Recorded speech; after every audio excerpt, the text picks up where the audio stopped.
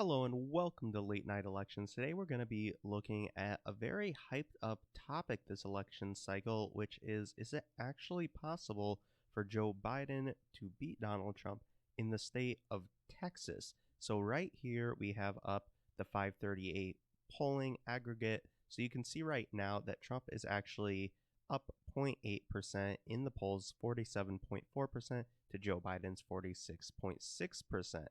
So just based on this, it does look like Trump has a very slight edge. But if we go down to the polling here and actually look at some of the individual polls, we can see the most recent one, and there are quite a few pretty recent polls from September. And if we go back to August, there's quite a few more polls. So Texas is getting a lot of polls, which is really good to see. But if we look at this most recent one from September 9th, this poll was conducted August 29th to September 7th for Morning Consult. Pretty big sample size, especially for a state level poll, but they had even result 46 to 46. Go back a little further, and we can kind of see, Trump plus one, Trump plus two, Biden plus one, Biden plus three. And those are all really close. All the polls have been really close, except for this one from YouGov. Might just be an outlier here. Trump plus seven, another one, Trump plus six, but that's from Trafalgar, who have been pretty generous to Trump in their polls. I don't know if their methodology is different, if they see something that others don't, or what's going on with them. They're a C minus pollster, so not as accurate as many of the others, but maybe they're onto something. We'll see when the election actually gets here. But as you can see, all the polls are really close for the most part, except for those two, which are kind of older at this point, anyways. So that kind of begs the question, is it actually possible? Is it going to stay like this? The race is held very steady, as you can see. If we go back here, back months and months ago, like in March, there was like a 4% difference, but then as we go along, it got a lot closer. And actually, there are brief periods on 538 where Biden, they actually had him up a little bit. July 28th, they had him up plus 0.8%. Then it's sort of gone back to Trump just a little bit, and now we're at 0.8%. So that's well within the margin of error. And based on this, you can pretty much expect going into election night, it's going to be a toss up. But does this really tell the whole story? Well, one thing we have to think about is that traditionally, in the last quite a few election cycles, Texas has been a pretty reliable Republican state. So to see this close of a result is going to be pretty alarming for the Trump campaign, for Republicans as a whole, because Texas is the second largest state in the United States and it gets quite a few electoral votes. So losing that reliable block of electoral college votes is going to be really harmful. And if we go back to the 2016 election, you can see that things were quite a bit more far apart. The projected vote share was 51% for Trump and 42.5% for Clinton. And then if we go to the actual results, we see that it was about the same. In here we had 4.9% for Gary Johnson, the Libertarian candidate. He only got 3.2%. So that's where most of the actual difference between the projected and the actual results were. But we have 52.2% for Trump, 43.2% for Clinton, and these are the actual final results from Texas. So you have about 9% difference between Trump and Clinton in 2016. And then we go forward to 2020 again, and we get a projected difference of just 0.8.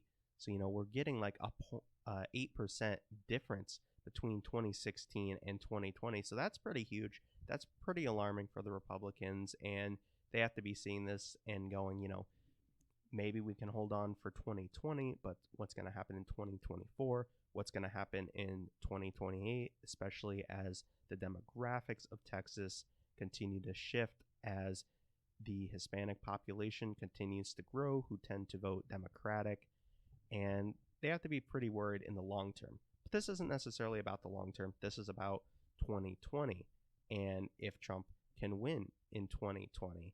And, based on this, it's definitely Trump is probably going to still win Texas. Biden has a shot, but Trump can probably still win.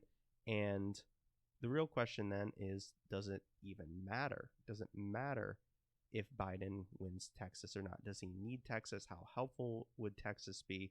So if we go over to 270towin.com, we can kind of get some example electoral maps and project out what would happen if Biden wins Texas, what would happen if Trump wins Texas, how helpful would it be to both of them.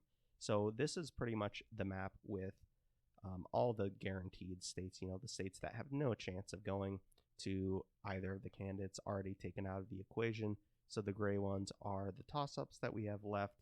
So among these, we have Biden with 222, pretty much guaranteed votes, and Donald Trump with 141. And a couple of these, marked as toss-ups, but they're probably going to go one way or the other. Like Iowa is probably going to go to Trump. Same with Ohio. Maybe even North Carolina too. That's based on all the polling so far. It looks like it's leaning that way. And on the other hand, Nevada, it's probably going to go to Biden.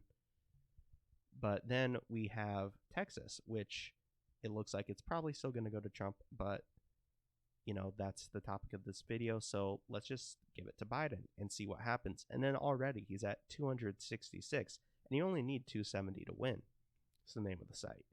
So he only needs 4 more. So we could give him, say, New Hampshire, which he has a pretty good chance of winning, not guaranteed, but a pretty good chance. And he made it. He won.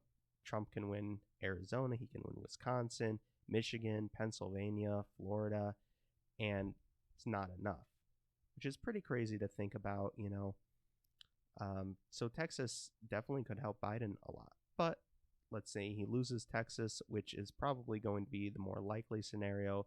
That takes Trump up to 218. Biden's at, take off New Hampshire, 228. So then, this is pretty much more of the standard map that we're going to be seeing and that we're going to be talking about getting into the final days of this election. So, the blue wall kind of states in the Rust Belt, Florida, Arizona, and these are probably going to be what matters a little more. So I think really Texas is sort of a little bit of like fool's gold for the Democrats and for Joe Biden. It's certainly going to be super helpful if we can win it. But the reality is that these states aren't in a vacuum. And, if he wins Texas, that means he's probably doing very well nationally. So, I would be very surprised to see a map where, he wins Texas, but say he loses Michigan and Wisconsin and Pennsylvania. There's just not very high of a chance of that. If he wins Texas, he's probably going to win Pennsylvania, Michigan, and Wisconsin. And then you're getting into the categories where, he easily wins the election. So the more likely scenario is that he either wins Texas and it's pretty much a blowout election, or Trump wins Texas, and then you still have a lot of other states to work with if you're Joe Biden. You still have Arizona, you still have Wisconsin and Michigan and Pennsylvania and Florida. And so, if I'm Joe Biden's campaign, I'm probably not going to focus a ton on Texas. As nice as it would be to have, it's still probably going to go to Donald Trump. And it's a lot more worthwhile to focus on states like Arizona, on Wisconsin, Michigan, and Pennsylvania, on these states where Biden actually has a pretty good chance of winning and he's actually pretty well favored to win. And it's better to spend in those states rather than Texas, which you're probably going to lose anyways, and it's a huge state. It's going to be very expensive to run ads and campaign in. So those are my thoughts on the state of Texas and if it can go blue, if Biden can win it. While he certainly can, it's not likely. It's leaning towards Trump still. If we look forward to 2024, 2028, then maybe we can talk about seriously campaigning there for the Democrats, but it's not going to happen in 2020.